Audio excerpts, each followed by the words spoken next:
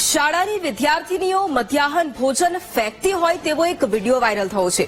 ચીખલીના ગોઠથલ ગામની પ્રાથમિક શાળાનો આ વિડીયો સામે આવ્યો છે। મધ્યાહન ભોજન નાળામાં ફેંકી દેતી હોય તેવો વિડીયો અત્યારે જોવા મળી રહ્યો છે। વધેલું ભોજન ફેંકવા વિદ્યાર્થીનીઓને મોકલવામાં આવતા હોવાની વાત અત્યારે સામે આવી છે।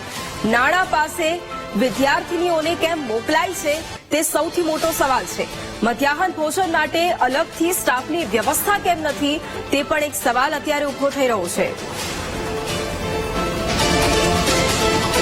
સંવાદદાતા રાકેશ ફોન લાઈન પર છે। રાકેશ, શાળાની જે વિદ્યાર્થીનીઓ છે તે મધ્યાહન ભોજન ફેંકતી હોય તેવો એક વિડીયો અત્યારે ચીખલીના ગોઠથલ પ્રાથમિક શાળાનો વાયરલ થઈ રહ્યો છે। આ વિડીયો પાછળની સત્ય હકીકત શું છે?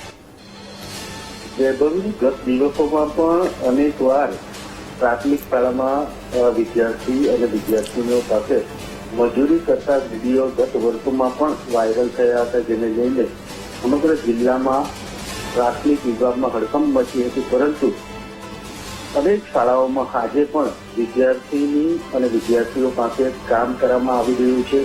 સ્ટાફ હોવા છતાં પણ અથવા તો સ્ટાફના અછતના કારણે અનેક વાર વિદ્યાર્થીઓ શિકાર બનતા હોય છે મજૂરીના, જેને લઈને અનેક રજૂઆતો પણ કરવામાં આવી છે। ખાસ કરીને આજે જે વિડીયો વાયરલ થયો છે તે ગોઠથલ ગામનો છે અને ચીખલી તાલુકો છે। એક નેશનલ હાઈવે કે સ્ટેટ હાઈવેનો માર્ગ દેખાઈ રહ્યો છે। જો અકસ્માતનો ભોગ વિદ્યાર્થી અને વિદ્યાર્થીનો બને તો એક મોટી ગંભીર ઘટના સામે આવે એવી છે। તેમ છતાં પણ શાળાના જે સંચાલકો છે, શાળાના જે વહીવટકર્તાઓ છે, તે વિદ્યાર્થીનીઓને કામ સોંપી રહ્યા છે અને જીવનો જોખમ સાથે મધ્યાહન ભોજનનું જે બગાડ છે એ બગાડ ફેંકવામાં આવી રહ્યો છે, જેને કારણે જીવ જોખમમાં મુકાયો છે। સમગ્ર જે ઘટના છે એ ઘટનાને લઈને હવે તંત્ર જાગે એવું વાલીઓ માંગ ઉઠી છે। જય ભવી।